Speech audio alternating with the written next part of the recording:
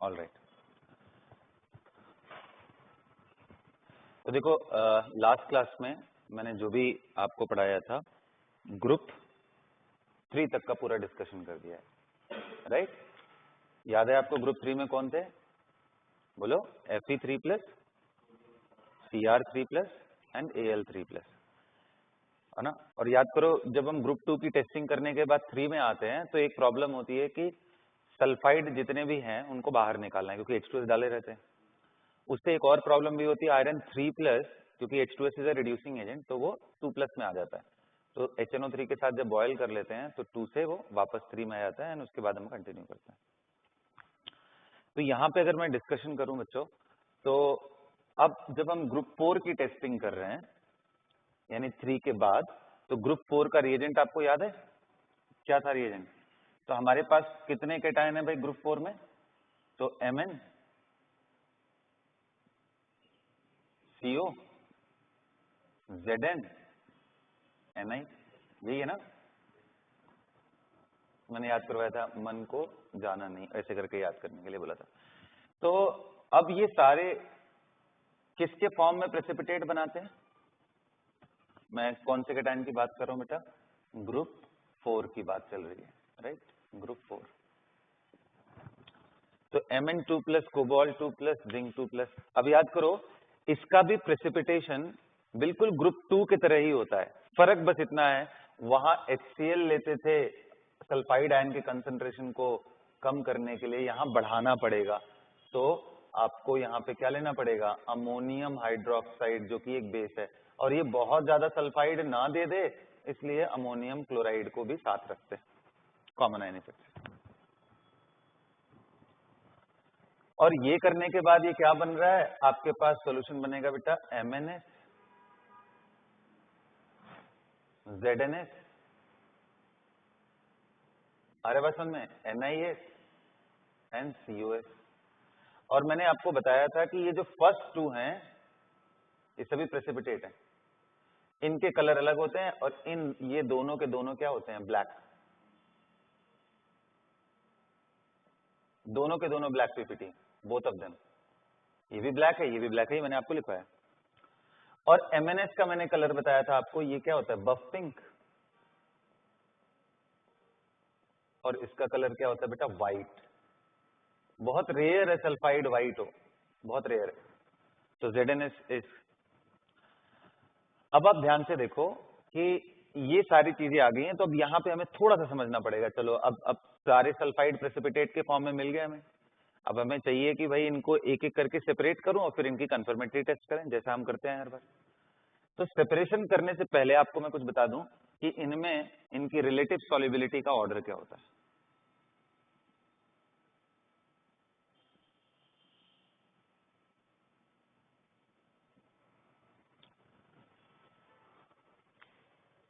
Relative solubility का order क्या है? क्या है रिलेटिव सॉल्युबिलिटी का ऑर्डर बेटा?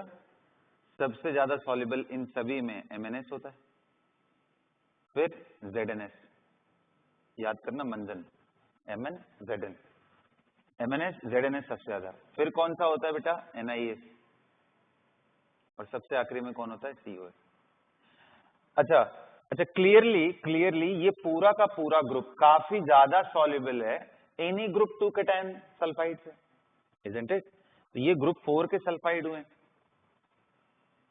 ग्रुप 4 के सल्फाइड, और ये क्लियरली ज्यादा सॉल्युबल होंगे। मतलब बहुत ज्यादा का मतलब ये नहीं कि ये दे आर ऑल सॉल्युबल, मतलब उनके कंपैरिजन में बात कर रहा हूं जो हम ग्रुप 2 के बारे में बात करते हैं। ग्रुप 2 में आपको याद होगा कि जब हम लोग डिस्कशन करने लगे थे ग्रुप 2 में, तो भाई हमारे पास से फॉर एग्जांपल यहाँ पे कोई भी कैटायन ले लो यार, मान लो मैंने HGS ले लिया, वो बहुत ही खराब है, मतलब सबसे खराब सॉल्युबिलिटी HGS की होती है ग्रुप 2 में भी। याद करो जब हम HNO3 से बॉयल कर रहे थे तो सिर्फ यही था जो कि डिसॉल्व नहीं हुआ था, इसके लिए मुझे एक्वारेजिया लेना पड़ा था, बाकी चारों कैटायन डिसॉल्व हो गए थे। तो HGS ही सबसे खराब है, तो मैं इसलिए इसको काफी पीछे कर दूं ना, HGS बहुत ही खराब है। ये ग्रुप 2 हो गया, ग्रुप 2 सल्फाइड, और ये ग्रुप 4, तो ये ज्यादा सॉल्युबल है। अब देखो याद करो HNO3 से जब हम बॉइलिंग करते हैं तो इसको छोड़ के बाकी सब डिसॉल्व हो जाते हैं, तो नेचुरली अगर मैं HNO3 लगा दूं तो सब के सब डिसॉल्व हो जाएंगे। अरे आ रहा है क्या बात समझ में? तो वो तो तरीका नहीं हुआ, क्योंकि जब भाई इसको छोड़ करके मतलब HGS से और थोड़ा ज्यादा कर लेते हैं, किसको किसको कर ले ज्यादा?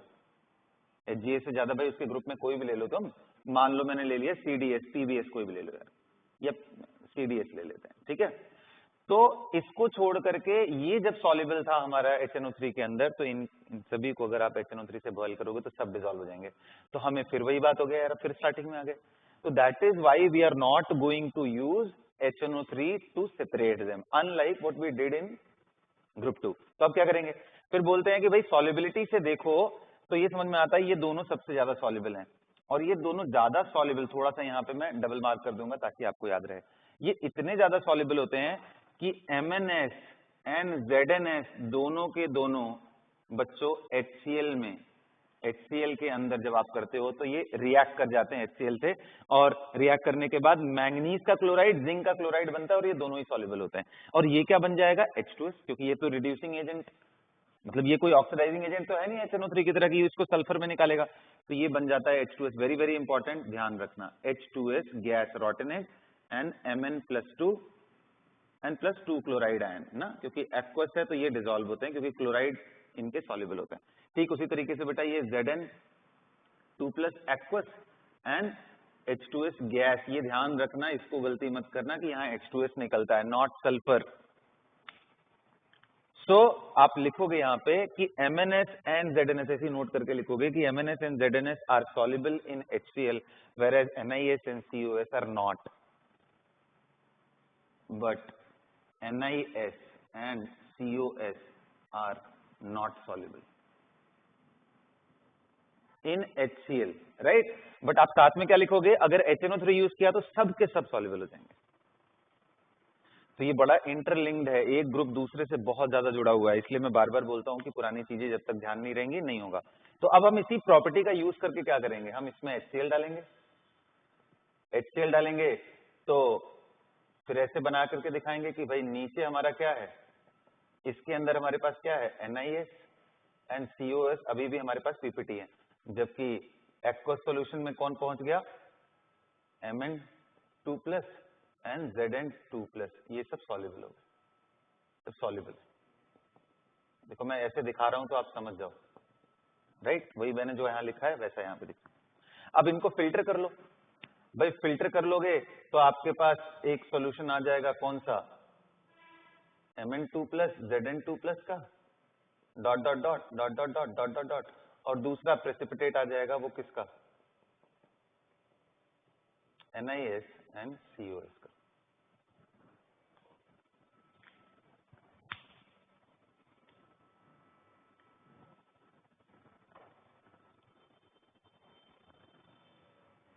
अंडरस्टूड? प्रेसिपिटेट आ गया।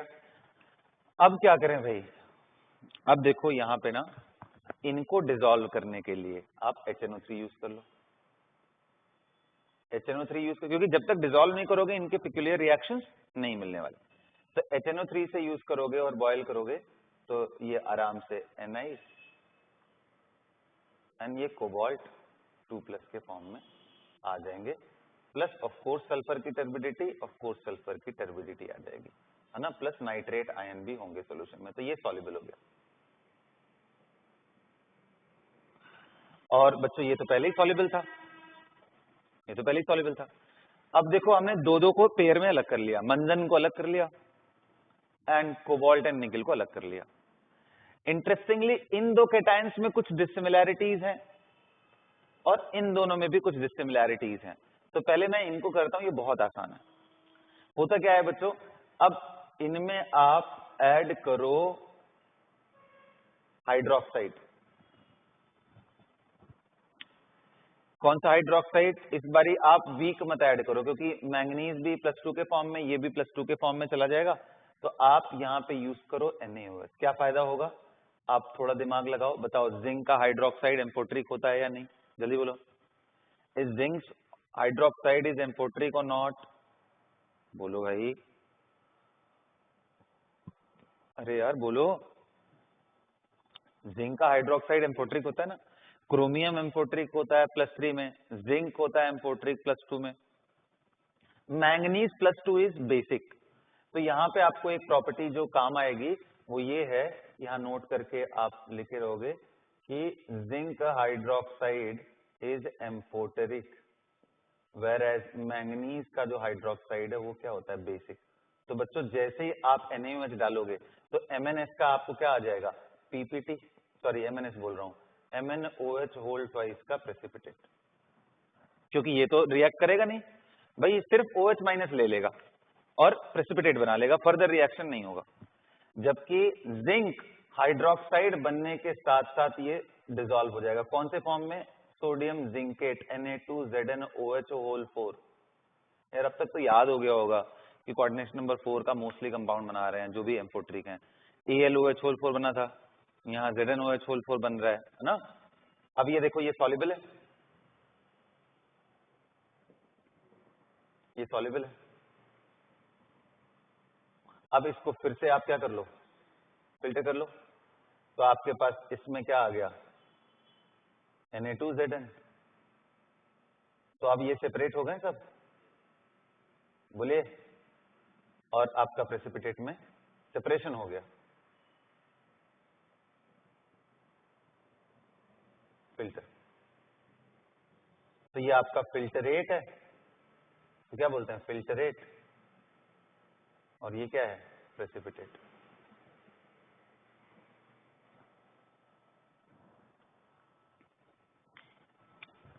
ठीक है, तो ये हो गया इनका सेपरेशन, अंडरस्टूड। बच्चों इनमें हाइड्रोक्साइड हो चाहे जो भी हो, दोनों के दोनों काफी सिमिलर है रिएक्शन में, बस इनके कलर्स अलग अलग आते हैं, इसलिए इनको सेपरेशन नहीं करते हैं, बल्कि इनको इनके हिसाब से टेस्टिंग करते हैं। क्या टेस्टिंग करते हैं मैं बताता हूँ, ये नोट कर लिया सबने, इसको हटा दे रहा हूँ।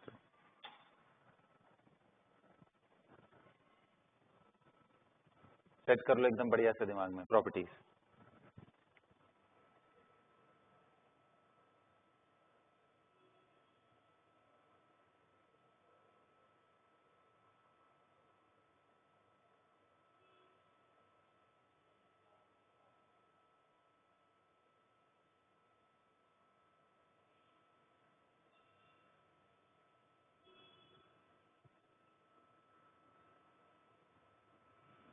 हो गया बेटा, नोटेड, मिटा दे रहा हूँ।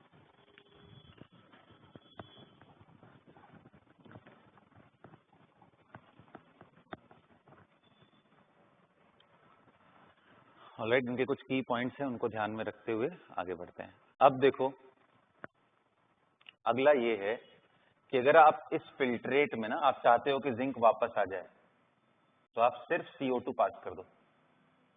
CO2 याद करो, जैसे मैं यहां से वापस बनाता हूं, इधर से इधर, अगर आप इसमें सिर्फ CO2 डालते हो which is an acidic gas, तो वो एम्फोट्रिक से रिएक्ट कर जाएगा। एम्फोट्रिक हाइड्रोक्साइड से नहीं, जो बना हुआ कंपाउंड है, क्योंकि उसने नेक्स्ट OH डाइजेस्ट कर लिया है, तो इसकी OH देने की कैपेसिटी हाई है।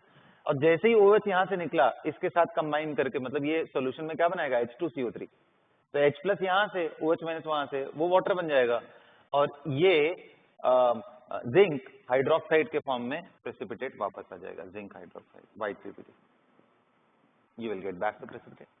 ये ऐसा हमने देखा है लीचिंग करते समय एल्यूमिनियम का, कि एल्यूमिनियम के ऑक्साइड को पहले NaOH में डालते हैं, वो डिसॉल्व होकर NaLOH4 देता है, और फिर जब उसको वापस लाना होता है तो CO2 डाल देते थे।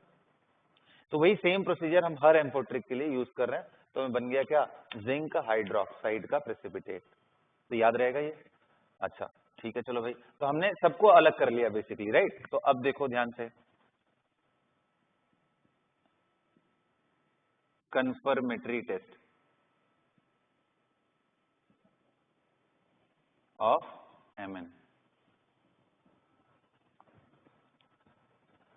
कैसे करते हैं कंफर्म, भाई इतना जिंक की प्रॉपर्टी है, ये तो कर ही गया ना, कंफर्मेशन ऑफ Mn। तो देखो मैंगनीज का जो हाइड्रोक्साइड था, अगर आप उसको एयर में ही छोड़ देते हो, तो टाइम बीतने के साथ ये MnOOH में कन्वर्ट हो जाता है +3 में, ऑक्सीडाइज हो गया, नेचुरल सी बात है, ये ऑक्सीडाइजिंग एजेंट है, बोलो, है ना। और अगर आप इसको और आगे लेके जाना चाहते हो, अगर आप इसको फर्दर ऑक्सीडाइज यूज करना चाहते हो, तो ये कहां MnO4 तक अगर चला गया तो इसका कलर क्या होता है? पर्पल। तो कोई पावरफुल ऑक्सीडाइजिंग एजेंट यूज करो। आप लेड +4 में भी यूज कर सकते हो, बिस्मथ +5 में भी। मैंने पिछले क्लास में आपको समझाया था इनर्ट पेयर इफेक्ट से कि लेड का +2 ज्यादा स्टेबल होता है, बिस्मथ का +3 ज्यादा स्टेबल होता है। तो आप यूज करो NaBiO3 और गर्म कर दो, तो ये +5 है, is a powerful oxidizing agent. तो ये देखो इसको मैग्नेट में कन्वर्ट कर दे रहा है, तो इसको नोट कर लो, पर्पल कलर। तो ये हमारा कंफर्मेशन हो जाएगा related to what? Related to what? बिल्कुल। और जिंक हमने पहले ही देख लिया है। अच्छा, एक रिएक्शन और भी है जिंक का, तो याद करो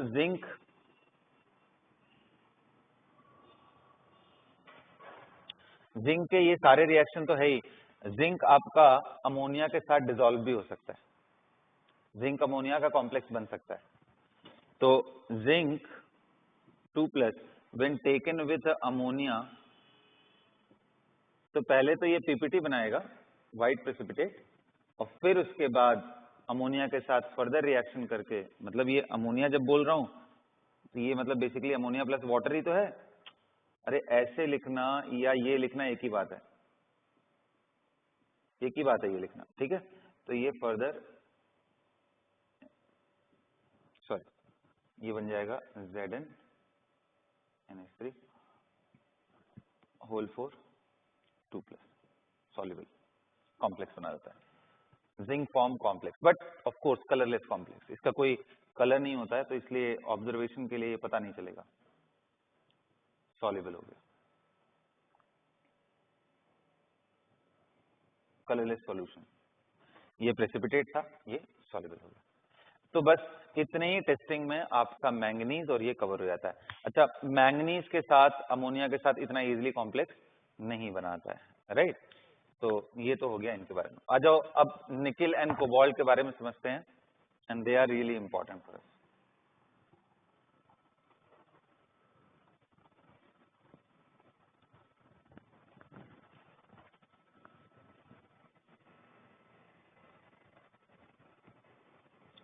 मिटा दे रहा हूं।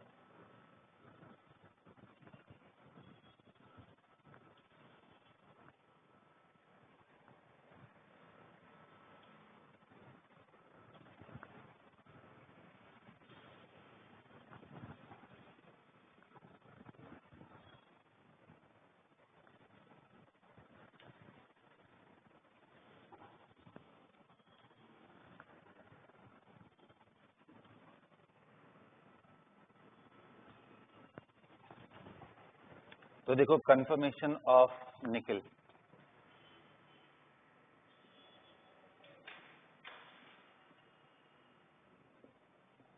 भाई दोनों HNO3 डालने पे डिसॉल्व हो गए थे। तो देखो ये निकिल ही सिर्फ कर सकता है, इसलिए ये बड़ा रिएक्शन इंपॉर्टेंट है। डाई मिथाइल ग्लाइऑक्साइन, DMG बोलते हैं। तो ये अल्कलाइन मीडियम OH- में, तो ये NiDMG ट्वाइस प्रेसिपिटेट बनाता है cherry red, cherry red colour का होता है, ठीक है। ऑल राइट, अब ये कॉम्प्लेक्स देख लो, व्हाट इज DMG। आपको याद है डाई DMG, हमने कॉम्प्लेक्स में ये लाइगेंड पढ़ा था, di methyl ग्लाइऑक्साइन।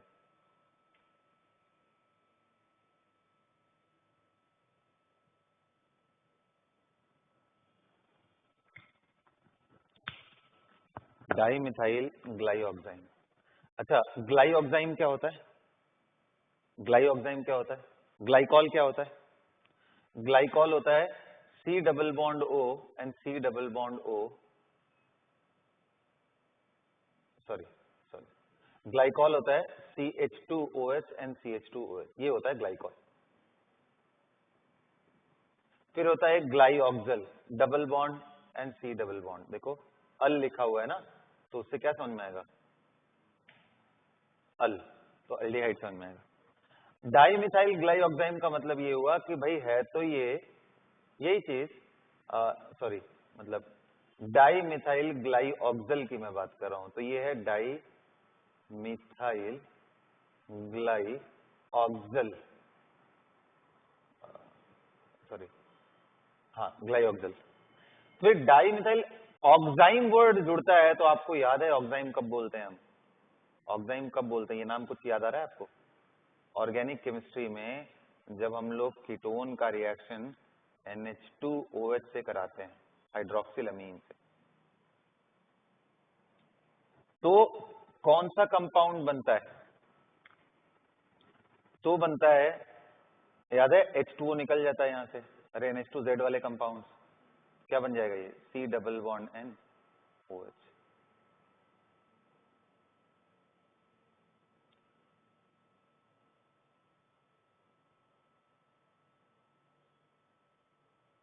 Geometrical isomer show करेगा इसके बाद, ये है dimethyl glyoxime, dimethyl glyoxime, please make a note ना, क्योंकि ये याद नहीं रहता है दिमाग में, फिर भूल जाता है। ये स्ट्रक्चर देखो मैंने कहां से अप्रोच किया है, पहले ग्लाइकॉल समझाया, फिर ग्लाइऑक्सल, फिर डाइमिथाइल ग्लाइऑक्सल, और फिर उसका इनके साथ रिएक्शन करा के ये बन गया डाइमिथाइल ग्लाइऑक्साइम। ऑक्साइम बोलते हैं ना C डबल बॉन्ड NOH को, ऑक्साइम। तो ये निकेल डाइमिथाइल ऑक्सीमेटो कॉम्प्लेक्स है, ये ऑक्साइम नहीं है, ऑक्सीमेटो है। क्यों? क्योंकि अल्कली मीडियम में ये जो CH3 है,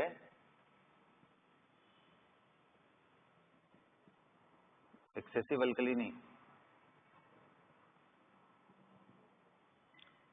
डाइमिथाइल ग्लाइऑक्साइम, इसको नोट करोगे, in basic medium will remove its one of the proton, क्या बन जाएगा ये CH3C, और ये कौन सा कॉम्प्लेक्स हो जाएगा,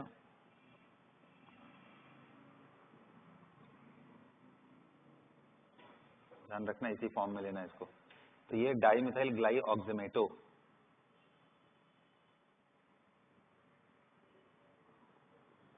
ऑक्सीमेटो, डाइमिथाइल ग्लाइऑक्सीमेटो कॉम्प्लेक्स हो गया।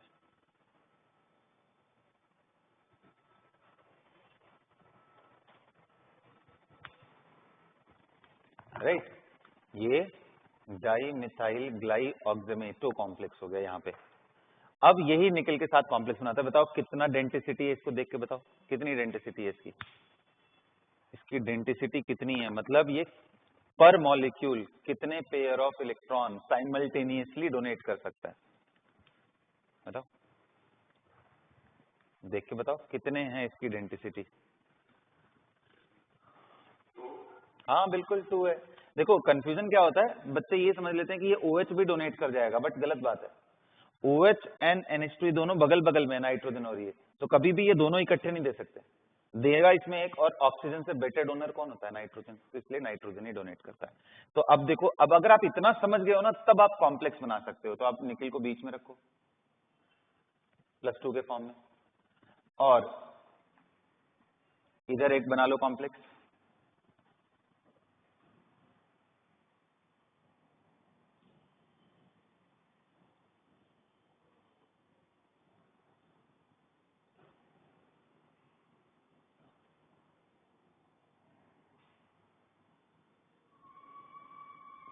तो एक लोन पेयर ये दिया नाइट्रोजन ही,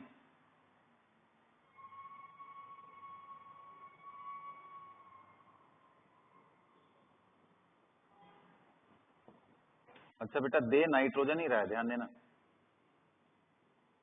कॉम्प्लेक्स बना लो, ये निकल DMG कॉम्प्लेक्स। अच्छा अभी एक और मॉलिक्यूल भी है, तो इस साइड भी बनाओगे। अच्छा इस साइड बनाना तो थोड़ा स्मार्ट तरीके से, कैसे, कहने का मतलब आपको ऐसा करना है,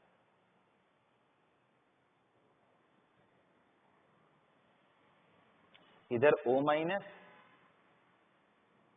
और इधर OH, क्यों, ताकि देखो इंट्रामोलिकुलर हाइड्रोजन बॉन्डिंग भी साथ के साथ हो सके, सॉरी इंट्रा नहीं, इंटरमोलिकुलर, और बहुत strong hydrogen bonding, strong H bond.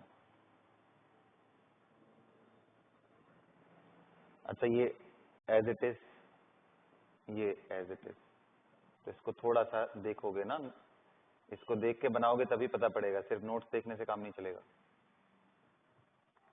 उसमें पता ही नहीं चलता कैसे बन रहा है। अब आप देखो ये कितने मेंबर रिंग बनाया इसने ना निकल ने, 1 2 3 4 5 मेंबर, तो ये तो प्रॉपर 5 मेंबर रिंग है। लेकिन अभी कितने लोगों को दिख रहा है कि सर ये 1 2 3 यहाँ पे भी हाइड्रोजन बॉन्डिंग आएगी ना, पार्शियल पॉजिटिव चार्ज होगा, यहाँ पार्शियल पॉजिटिव चार्ज। तो आप देखो यहाँ पे 1 2 3 4 5 6 मेंबर्ड हाइड्रोजन बॉन्डिंग वाला जो रिंग है ना बेटा, वो कितने मेंबर्ड है, 6 मेंबर्ड है। और ये नॉर्मल वाला जो रिंग है वो कितना है, 5 मेंबर्ड। अच्छा रिंग को क्या बोलते हैं, एनालिटिकल केमिस्ट्री में रिंग को किलेट बोलते हैं, क्या बोलते हैं, किलेट। तो इसलिए ये किलेटिंग लाइगेंड है, किलेटिंग लाइगेंड, कुछ लोग चिलेटिंग चिलेटिंग बोलते हैं, तो किलेटिंग लाइगेंड है यहाँ पे, तो ये किलेट बन रखा है, 5 मेंबर्ड एज वेल एज 6। कौन सा कलर है इसका, कौन सा कलर है इसका, चेरी रेड, ध्यान रहना चाहिए, ठीक है। निकल डीएमजी के साथ क्या कोबाल्ट इससे रिएक्शन करेगा, कोबाल्ट इसके साथ चेरी रेड फॉर्म नहीं करता है। तो ये इनके पिक्यूलियर एंड कंफर्मेटरी टेस्ट हो गए।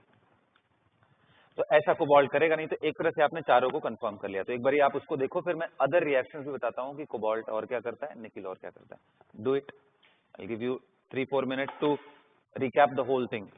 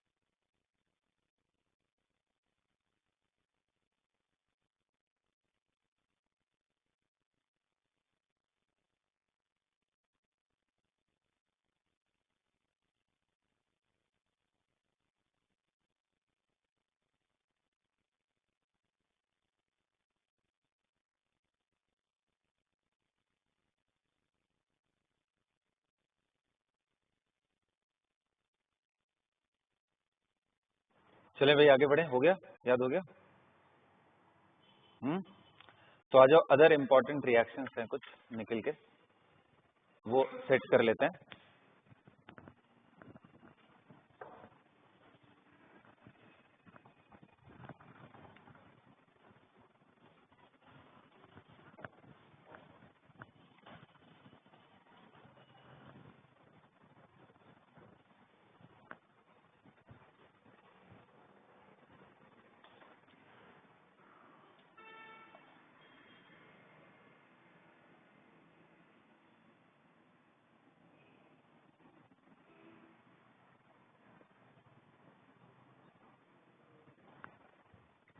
ना क्या है, तो देखो जैसे आपको मालूम है कि भाई निकिल कोई एम्फोट्रिक चीज नहीं है, तो अगर आप इसको NaOH डालते हो तो ये NiOH का प्रेसिपिटेट तो देगा, बट फर्दर NaOH डालोगे तो ये डिसॉल्व नहीं होता है, बिकॉज इट इज बेसिक, ये बेसिक होता है और बेसिक चीजें NaOH से रिएक्ट नहीं करेंगी।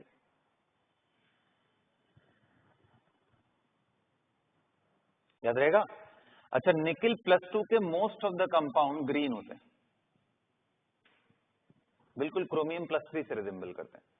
जैसे क्रोमियम +3 ग्रीन कलर का होता है सॉल्यूशन में, हाइड्रोक्साइड के फॉर्म में, एक्वस फॉर्म में, तो वैसे ये ग्रीन कलर का है, तो ये रिएक्ट नहीं करेगा। लेकिन what if I am taking Na2+ with ammonium hydroxide, तो पहले तो देखो क्योंकि हाइड्रोक्साइड इनके प्रेसिपिटेट होते ही हैं, तो पहले तो ये ग्रीन प्रेसिपिटेट बनाएगा और फर्दर अमोनिया के साथ ये रिएक्ट कर जाता है, मतलब कॉम्प्लेक्स बना लेता है। इंटरेस्टिंगली बहुत डेंजरस है और ये एग्जाम में पूछा भी है, बच्चे ना बहुत मिस्टेक करते हैं इस जगह पे, प्लीज एकदम आप ध्यान से सुनोगे। ये बनता है और ये कॉपर 2+ को रिजेंबल करता है, ये ब्लू होता है। नोट ये करना है यहीं पे, copper ammonia whole 4 2+ is also blue, तो ये कंफ्यूजन क्रिएट कर देता है, इसलिए वो चेरी रेड वाला आपको है ना करना पड़ेगा। तो ये अदर रिएक्शंस में ये ध्यान रखना। अच्छा, दो डिफरेंस है, दोनों ही +2+2 हैं, दोनों ही ब्लू ब्लू हैं, बट इसमें 4 है कोऑर्डिनेशन नंबर और इसमें 6 है। याद रहेगा? This is first, this is second, अब थर्ड आते हैं। क्या निकिल 2+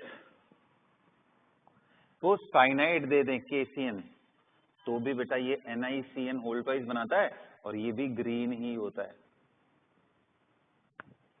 साइनाइड तो और अच्छा लाइगेंड है अमोनिया के कंपैरिजन में, तो साइनाइड भी कॉम्प्लेक्स बनाएगा साइनाइड, लेकिन फर्क बस ये बनेगा कि ये NiCN होल 4 ही बन पाता है और ये येलो होता है।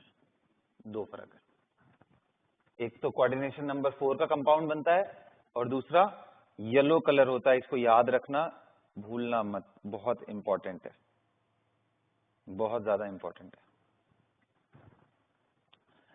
अच्छा बच्चों, ये ध्यान रखना, निकिल के दो ऑक्सीडेशन स्टेट हैं, Na2+ एंड Na4+, बट इसमें Na2+ is relatively more stable then Na4+, इसलिए इधर से इधर जाना बड़ा मुश्किल होता है, इजीली नहीं जा पाते हम लोग, इजीली नहीं जा पाते। इवन H2O2 भी ले लोगे ना निकिल +2 के साथ तो भी नहीं मिलने वाला। लेकिन अगर आप NaOCl लोगे थोड़ा ऑक्सीक्लोराइड टाइप में बेटर, तो ये +3 तक जाएगा और इसका कंपाउंड इफ आई रिमेंबर +3 के अंदर बनता है NiOH whole thrice black precipitate.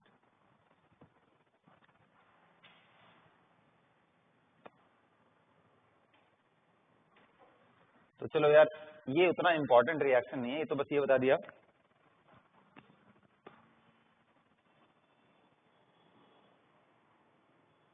Quite difficult to oxidize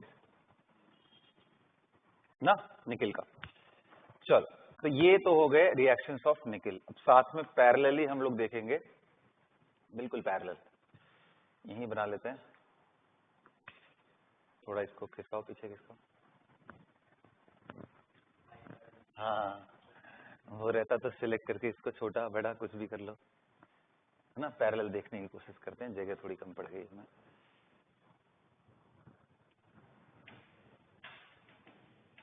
other reactions, अच्छा रिएक्शंस ऑफ अदर क्या है, इसका तो मेन अभी देखा ही नहीं। कॉपर कोबाल्ट का, रिएक्शंस ऑफ कोबाल्ट। अच्छा, कोबाल्ट के दो ऑक्सीडेशन स्टेट होते हैं मोहन जी। अच्छा यहाँ ध्यान देना, यहाँ +3 में आया, 4 तक तब भी नहीं गया ना। तो कोबाल्ट के दो कॉमन ऑक्सीडेशन स्टेट है, कोबाल्ट 2+ एंड कोबाल्ट 3+। आप अगर ध्यान से देखो तो कोबाल्ट 2+ की स्टेबिलिटी ज्यादा होती है कोबाल्ट 3+ से।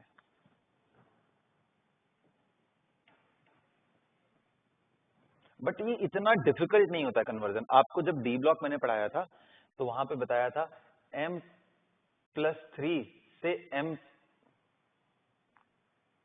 E0 of M+3 to M+2, 3 से 2 का कन्वर्जन। तो उसमें आपको मैंने बताया था ये तीनों पॉजिटिव होते हैं। कौन से? मैंगनीज, आयरन एंड कोबाल्ट, तीनों के तीनों। और सबसे ज्यादा इलेक्ट्रोड पोटेंशियल की वैल्यू मैंगनीज के लिए होती है 3 से 2 में कन्वर्ट होने की, इसलिए सबसे ज्यादा स्टेबल Mn+2 होता है। उसके बाद मैंने बताया था कोबाल्ट +2, और सबसे खराब होता है आयरन +2 की स्टेबिलिटी रिलेटिव में, लेकिन तीनों के तीनों इसका वैल्यू पॉजिटिव होता है इन तीनों के लिए। जबकि याद करो मैंने दो डिवीजन किया था, मैंगनीज, कोबाल्ट एंड आयरन का एक, और उसके पीछे वाले 3 का। उसके पीछे कौन है? क्रोमियम, उसके पीछे वेनेडियम, उसके पीछे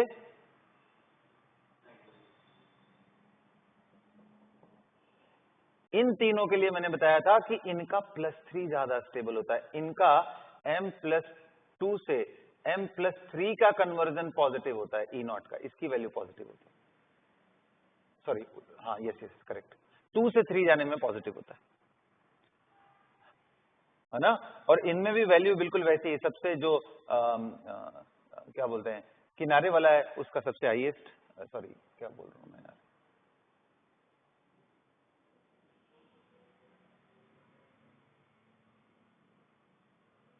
मैंने यहां मिस्टेक किया क्या?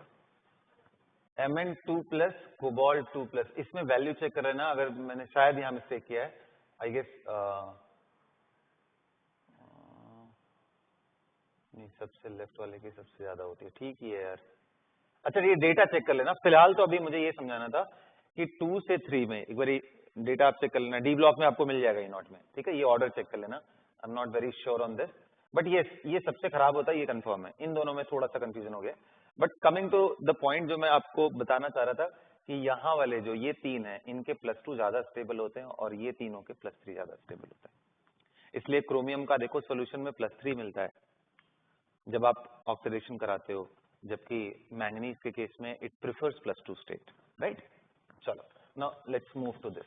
तो ये दोनों ही कंपाउंड मिलते हैं जहां पे ये +2 की स्टेबिलिटी थोड़ी ज्यादा होती है +3 के कंपैरिजन में। अब यहीं पे मैं एक बात बताता हूं आपको ना, कौन सा, कि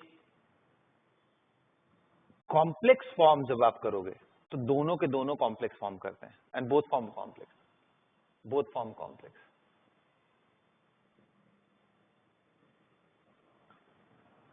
तो अभी हमारे पास क्या है अभी हमारे पास क्या है? अच्छा ध्यान रखना कि अगर ऑक्सीडाइज करोगे तो ये इजीली ऑक्सीडाइज होकर दूसरे में चले जाते हैं। Cobalt +2 can be oxidized easily, can be oxidized easily, ये भी ध्यान रखना। ओके, तो अब एक एक रिएक्शन देखते हैं। तो चलो भाई, कोबाल्ट 2+।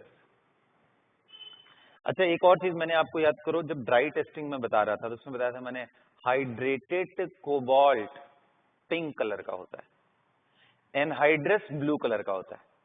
जबकि कॉपर के केस में हाइड्रेटेड ब्लू होता है, एनहाइड्रस कलरलेस होता है। ध्यान है ना?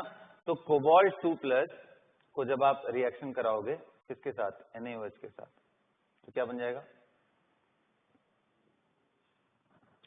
COOH whole twice. इसका कलर चेक करके बताओ क्या है, चेक करो जल्दी। निकिल का क्या था, ग्रीन था, इसका चेक करो कलर।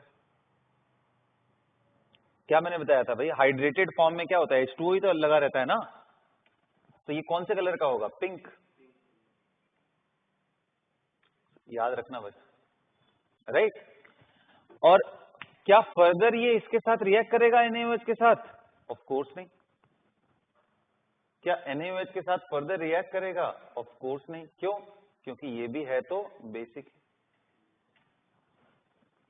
तो यार एम्फोट्रिक के बड़े कॉमन से पॉइंट है यार, क्रोमियम है 3+ में ना, ये ज्यादा यूज होने वाला है। होने के लिए तो मैंगनीज +4 भी होता है, ये भी एम्फोट्रिक होता है, बट ये यूटिलिटी में उतना नहीं है हमारे, समझ गए ना। तो ये आप याद रखो, जिंक को याद रखो, तो आपको डी ब्लॉक का काफी हद तक जितने जगह प्रॉपर्टीज आती हैं वो सब काफी हद तक आपका हो जाएगा। ऑलराइट, इसका ध्यान रखना। हाँ जी, अच्छा अब अगर मैं बात करूं कि भाई ये 2+ पिंक था, अब मैं अगला रिएक्शन की बात करूं कि भाई जैसे इसमें क्या किया मैंने, अमोनियम हाइड्रोक्साइड, तो अमोनियम हाइड्रोक्साइड ले लोगे तो क्या बनेगा, तो पहले ये कोबाल्ट OH होल ट्वाइस, ये तो पिंक ही है भाई, बेसिक है। लेकिन ये अमोनिया के साथ जैसे ये कॉम्प्लेक्स बनाता था वैसे ये भी बनाता है, तो अमोनिया के साथ कॉम्प्लेक्स बताओ बच्चों, मैं ऐसे लिख दे रहा हूं, या फिर अमोनियम हाइड्रोक्साइड एक ही बात है, तो बताओ जरा कॉम्प्लेक्स बना के दिखाओ +2 में, right the formula, right the formula.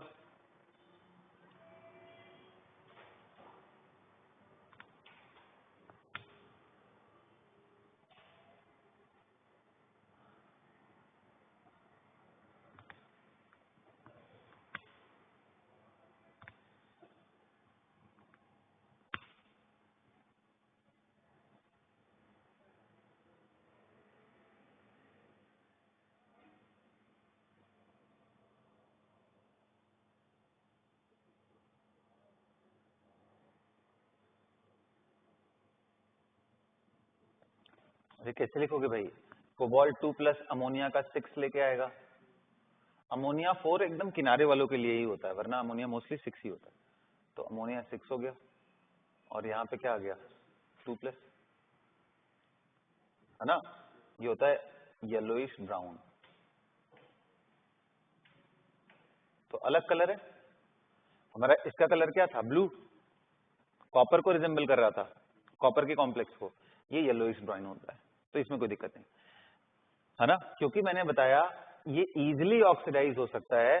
तो अगर आप यहाँ एयर डाल दो, एयर एयर सिंपली एयर में भी ऑन लॉन्ग स्टैंडिंग, तो ये 3 में कन्वर्ट हो जाएगा, और 3 कन्वर्ट होते ही क्या चेंज होगा भाई, क्या चेंज होगा, इस पे चार्ज, ये क्या हो जाएगा 3+, ऑक्सीडाइज्ड, ऑक्सीडाइजिंग एजेंट, और इसका कलर होता है ब्राउनिश ब्लैक।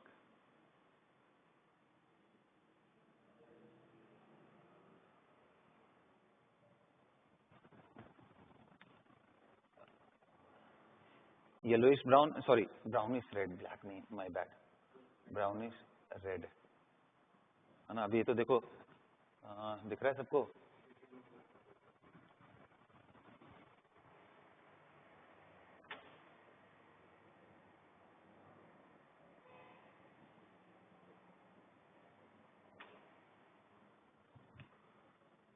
राइट। सो ये जो कोबाल्ट का मैंने आपको बताया CONH3 होल 6, ये हमारा क्या है, ब्राउनिश रेड है, ओके। ध्यान रखना ये कॉम्प्लेक्स में मैं चार्ज दिखा दे रहा हूं क्योंकि शायद आपको विजिबल ना हो, ये कॉम्प्लेक्स पे चार्ज क्या है, सिंपल यार भाई, ये +2 से कहां चला गया +3 में, क्योंकि मैंने आपको बताया था कि आराम से ऑक्सीडाइज हो सकता है, NH3 होल 6 3+, और इसका कलर क्या है, ब्राउनिश रेड, ब्राउनिश रेड। तो सिंपल है, पहले वाले ने ग्रीन बनाया, फिर रिएक्ट नहीं किया, इसने भी वही किया बट इसका कलर पिंक था। दूसरा इसने भाई अमोनिया के साथ ग्रीन दिया, इसने पिंक दिया, उसके बाद फर्दर अमोनिया के साथ इसका ब्लू कलर कॉम्प्लेक्स है, इसका येलोइश ब्राउन। इसको ऑक्सीडाइज नहीं कर पाओगे, ये ऑक्सीडाइज हो जाता है, कलर चेंज करता है एयर के प्रेजेंस में।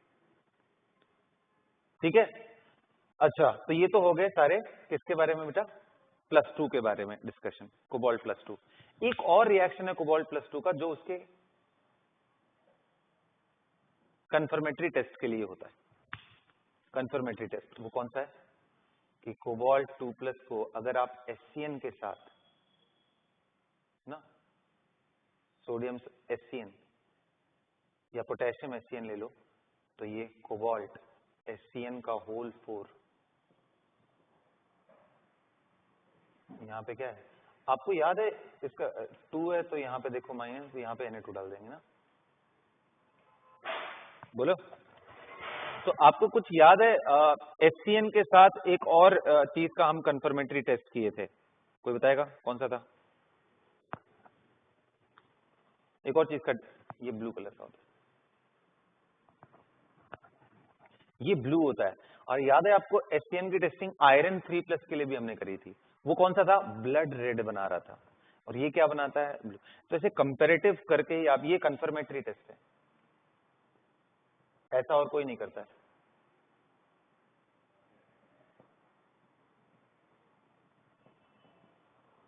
अब आ जाओ कोबाल्ट +3 के रिएक्शंस देख लो,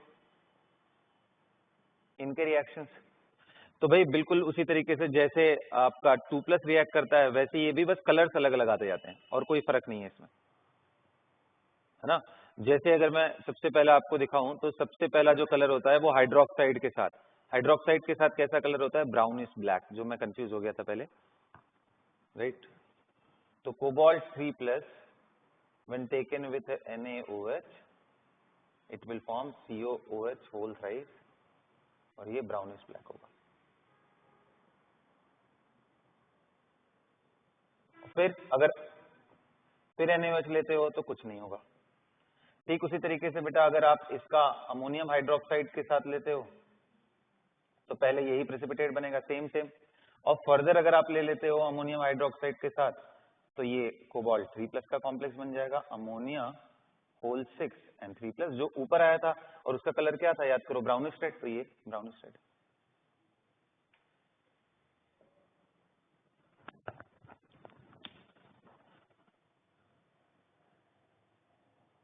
याद रहेगा।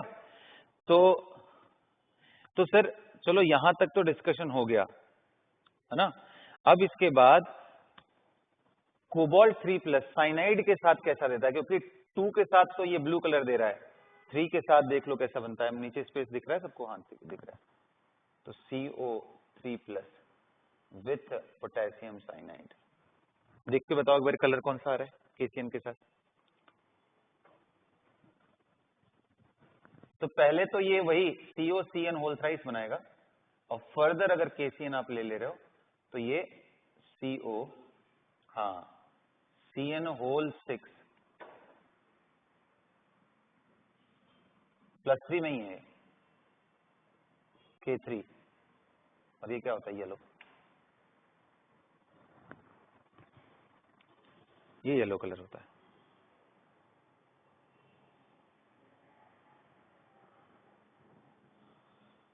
है ना। एक आखिरी रिएक्शन इस कोबाल्ट का मैं आपको बता दूं, उसको याद रखना, और वो क्या है, कोबाल्ट 3+, सॉरी कोबाल्ट 2+ को जैसा मैंने बोला इजीली ऑक्सीडाइज कर सकते हो, तो सोडियम नाइट्राइट के सॉल्यूशन में H+ के साथ, H+ डालने से क्या बनता है, ये HNO2 विच इज अनस्टेबल मैंने बताया था, तो ये एक ऑक्सीडाइजिंग एजेंट भी है, तो ये इसको कोबाल्ट +3 में ऑक्सीडाइज कर लेता है, और यहाँ पे सॉरी सोडियम नहीं, यहाँ पोटेशियम रहना चाहिए, है ना। तो ऐसा देखा गया है कि K3 ये कॉम्प्लेक्स बना देता है कोबाल्ट +3 में NO2 के साथ ना, तो ये बन जाता है NO2 होल 6 येलो प्रेसिपिटेट।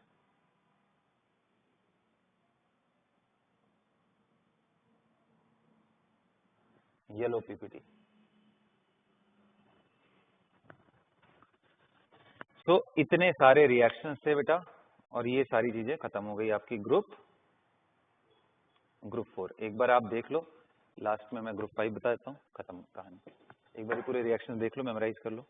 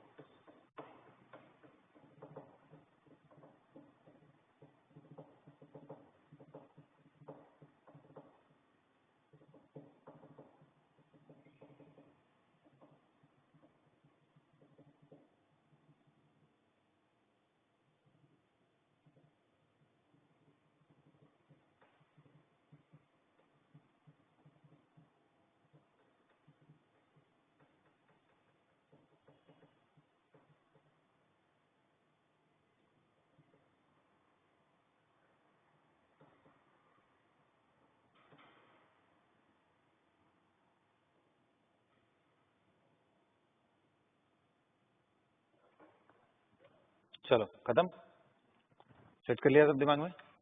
चलिए भाई हम लोग लास्ट टॉपिक पढ़ते हैं।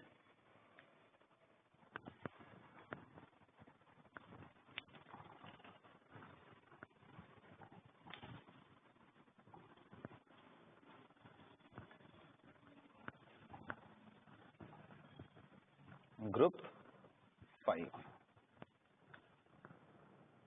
ग्रुप 5 का टेस्टिंग। ग्रुप 5 में कौन है बेटा? बेरियम 2+ ना, अगर मैं ऐसे ऑर्डर में लिखूं तो calcium, barium and strontium, strontium and barium. मैंने उल्टा आपको याद कराया था, BSC, BSC से याद रखना ये तीनों। अच्छा, ग्रुप रिएजेंट इनका क्या है बेटा? अमोनियम कार्बोनेट, क्योंकि हम कार्बोनेट के फॉर्म में इनको प्रेसिपिटेट करा रहे हैं। अच्छा, ये बहुत ज्यादा न ब्रेक डाउन हो इसके लिए हम क्या ले लेते हैं? Ammonium chloride. और ये हाइड्रोलिसिस न कर ले बहुत ज्यादा, तो क्योंकि हाइड्रोलिसिस कर लिया तो अमोनियम बाइकार्बोनेट बन सकता है, तो उसके लिए अमोनियम हाइड्रोक्साइड भी लेके रखते हैं टू प्रिवेंट हाइड्रोलिसिस। क्योंकि हाइड्रोलिसिस अगर हो गया तो कार्बोनेट आयन वाटर के साथ हाइड्रोलिसिस करके बाइकार्बोनेट में भी चेंज हो सकता है, तो उसको थोड़ा बचाते हैं हम यहाँ पे ना। एनीवे, क्योंकि बाइकार्बोनेट इज सॉल्युबल।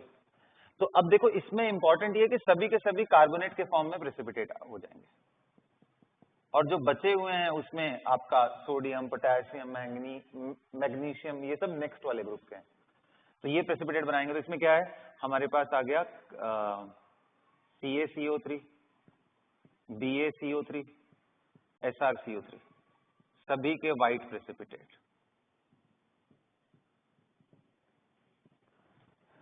कार्बोनेट के सभी के व्हाइट। अच्छा, कार्बोनेट क्योंकि वीक एसिड से आया है, H2CO3 is a weak acid, तो मैंने बताया था कि भाई ऐसे केस में ना they are so hungry for H+ ion. तो पता है, अगर आप इनको अगर आप सिंपली ये प्रेसिपिटेट करके आपने अलग कर लिया भाई, इसके बाद आपने अलग कर लिया, बाकी सब चीजें नेक्स्ट हो गई।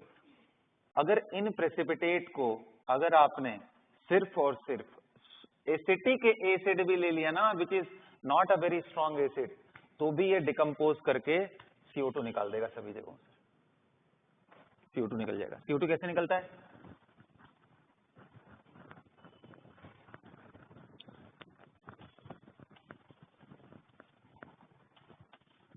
भाई CO2 कैसे निकलता है? तो ये H+ को बड़े स्ट्रांगली लेता है, ये बहुत कम आगे और मेनली पीछे रहना चाहता है। तो ये कैसे निकलता है भाई? कार्बोनेट आपने ले लिया है, तो it readily takes H+ ion even from the weak and converts into 2H+ ion लेकर के ये H2CO3 which is unstable in acidic medium, और ये ब्रेक डाउन होकर के H2O + CO2 निकालता है। तो that is why we are getting CO2 over here. और क्या मिलेगा? तो फिर मिल गए sir dissolve form calcium, strontium and barium. अब यहीं पे कुछ इंपॉर्टेंट चीजें हैं, क्योंकि हमें पहले तो हमें इस ग्रुप को अलग करना है, बाकियों को अलग करना है, ये कर लिया। अब इनमें भी सबको सेपरेट करना है। तो ये सारे डिसॉल्व हो गए भाई, अब इनको हम कैसे अलग अलग करें? तो यहीं पे रोल आता है किस चीज का? सॉल्युबिलिटी का। और यही बड़ा इंपॉर्टेंट है, इसलिए इसकी सॉल्युबिलिटी कई बार आप देखोगे ना तो पूछा हुआ है एग्जाम में। कौन कौन सी सॉल्युबिलिटी? तो पहले सॉल्युबिलिटी ऑफ, सबसे पहले कार्बोनेट का बात ही नहीं करेंगे ना, सॉल्युबिलिटी ऑफ मैं बात करना चाहता हूं सबसे पहले सल्फेट आयन का। आपको ध्यान होना चाहिए कि ऑर्डर ये होता है, calcium sulphate is much more soluble than strontium sulphate and then barium. ये मैंने आपको बताया भी था खैर, कि बड़े नेगेटिव आयन आए तो हाइड्रेशन एनर्जी से देख लो, ठीक है। तो इसमें ये पता है ये सॉल्युबल होता है इन वाटर और ये इनसॉल्युबल, ये भी मैंने आपको बताया था। आ रहा है बात दिमाग में, समझ में आ रहा है कि ये सॉल्युबल है और ये, तो अगर आप चाहते हो कि ये दो कैटायन हमारे प्रेसिपिटेट हो जाएं और ये डिसॉल्व, तो आप डाल दो सल्फेट। नेक्स्ट आती है solubility of, very very important, chromate. ये थोड़ा दयालु होता है। क्रोमेट में ऑर्डर फिर से यही है CaCrO4, भाई ऑर्डर थोड़ी ना बदलेगा, बट फर्क ये है कि इस बार बेरियम जो क्रोमेट होता है ना, ये इनसॉल्युबल होता है, और बाकी ये दोनों के दोनों क्या होते हैं? सॉल्युबल।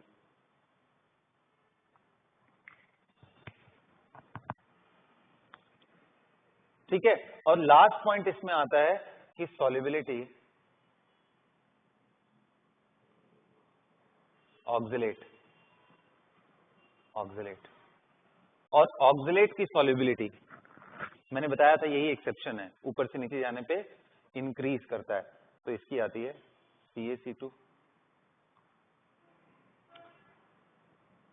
और स्ट्रॉन्शियम, और इससे ज्यादा BaC2O4। इंटरेस्टिंगली ये सभी के सभी इनसॉल्युबल होते हैं, ऑल आर इनसॉल्युबल,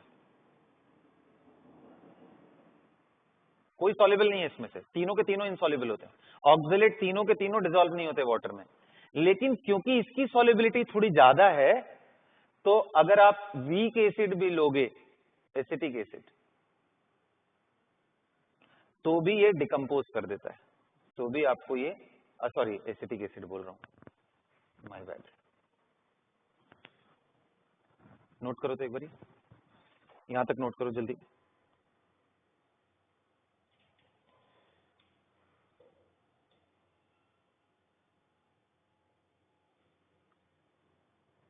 हाँ जी, एसिटिक एसिड।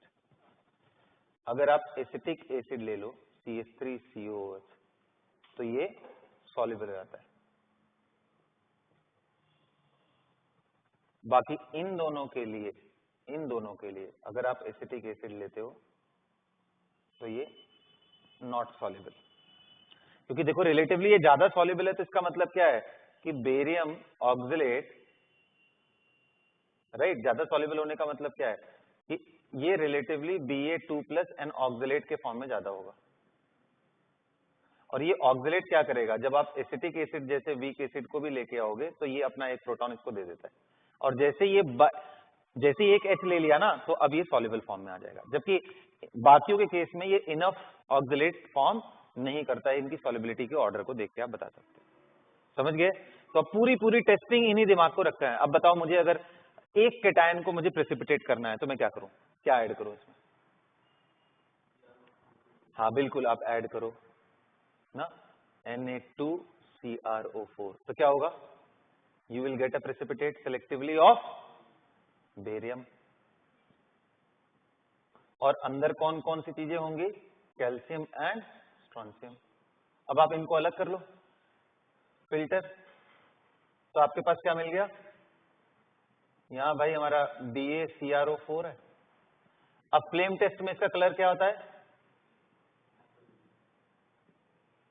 Apple green. यहां से पहचान लेंगे, और बहुत ज्यादा रिएक्शंस नहीं है। अब इनमें भाई आपके पास कैल्शियम आ गया और स्ट्रोंशियम आ गया। अब क्या करूं? आप सल्फेट डाल दो, Na2SO4। तो भाई कैल्शियम सॉल्युबल होता है और प्रेसिपिटेट क्या मिलेगा आपको? SrSO4 का व्हाइट पीपीटी। और अंदर क्या होगा? कैल्शियम। कैल्शियम यहां होगा। कैल्शियम इस फॉर्म में होता है बेटा, SO4 के ना होल ट्वाइस फॉर्म में, 2-, ये सॉल्युबल है। और फिर से फिल्टर कर लो, और इसको भी प्रेसिपिटेट कराने के लिए दोबारा फिल्टर कर लो। फिल्टर करोगे तो ये मिल गया, और नीचे आपको SrSO4 मिल गया। अब इसमें जो कैल्शियम आयन प्रेजेंट है, इसको आप क्या कर लो? डाल दो सोडियम ऑक्सलेट या पोटेशियम ऑक्सलेट, K2C2O4, क्योंकि भाई हमें थोड़ी ना मालूम ये प्रेजेंट है कि नहीं है। वो तो जब तक हमें प्रेसिपिटेट नहीं मिलेगा हमें कैसे मालूम चलेगा? तो फिर ये बन जाएगा CaC2O4 का व्हाइट पीपीटी। और उसके बाद मैंने सारे रिएक्शंस आपको बता ही दिए हैं। फ्लेम टेस्टिंग में इसका क्या है? फ्लेम टेस्ट क्या है इसका? क्रिम्सन रेड, ये मैंने आपको पढ़ाया था ड्राई टेस्ट में। इसका फ्लेम टेस्ट क्या है? Brick red. ये याद कर लेना बस। सो अब इन सभी चीजों का कहानी खत्म हुआ। उसके बाद बच्चों हमारा मैग्नीशियम का अलग टेस्ट है, पोटेशियम का अलग है, सोडियम का, और मेनली इन दोनों का तो फ्लेम टेस्ट ही करते हैं। एक रिएक्शन है पोटेशियम का कि अगर आप पोटेशियम को इसके नाइट्रेट के साथ ले लो, कोबाल्ट नाइट्रेट CO NO2(6), तो सोडियम जैसे ही इसको रिप्लेस करता है ना, वैसे ही येलो प्रेसिपिटेट मिलता है। याद करो, अभी मैंने पढ़ाया था आपको, HNO2 कोबाल्ट+2 को कोबाल्ट+3 में जब लेके जाता है तो कॉम्प्लेक्स येलो कलर का मिलता है। वहां देखो मैंने पोटेशियम लिखा था जानबूझ करके। तो potassium gives yellow precipitate with this K3CONO2। इसका यही एक टेस्ट है, ये प्रेसिपिटेट है येलो। ये मैं किसकी बात कर रहा हूं? ग्रुप, ये कौन सा था? 5 था, तो 6 की बात कर रहा हूं। और इनका फ्लेम टेस्टिंग कर लो, करने के लिए इनका भी फ्लेम टेस्ट, ये फ्लेम टेस्ट में रिस्पॉन्ड नहीं करता है ना, लेकिन इसका अगर आप अमोनियम फॉस्फेट वगैरह ले लो तो इसका प्रेसिपिटेट मिलता है। मैग्नीशियम के स्पेसिफिक रिएक्शन से जो मैंने आपको ऑलरेडी दे रखा है उसको देख लेना बच्चों। इसी के साथ आपका क्वालिटेटिव एनालिसिस का डे एंड हो चुका है, ठीक है। So now you can practice all the things जो मैंने आपको असाइनमेंट दिए हैं। आज और भी भेज दूंगा, बट आप उसको करो।